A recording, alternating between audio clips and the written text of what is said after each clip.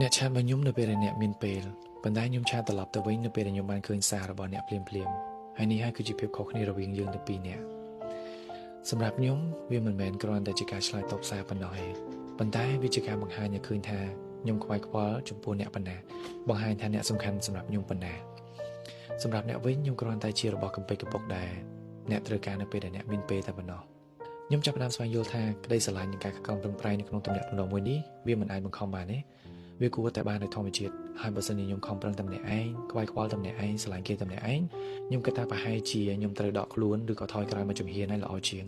ប្រហែលជាដល់ពេលវេលាមួយនៅក្នុងការជប់ដេញតាមអ្នកណាម្នាក់ដែលចំណាយពេលជាមួយយើងនៅពេលដែលគេគិតថាគេចង់ពេលដែលគេគ្មានអ្នកណាផ្សេងឬក៏ពេលដែលគេគ្មានអ្វីធ្វើក្តីស្រឡាញ់វាមិនមែនតតែទំនេរទៅរកគ្នាប៉ុន្តែវាជាការបង្ហាញខ្លួនរវាងគ្នានឹងគ្នាក្នុងកលៈទេសៈណាមួយក៏ដោយដែលស្ទើរតែពិបាកបំផុតហើយខ្ញុំគិតថាយើងសមនឹងទទួលបានអ្នកណាម្នាក់ដែលផ្ដល់តម្លៃឲ្យយើងដោយដែលយើងផ្ដល់តម្លៃឲ្យគេ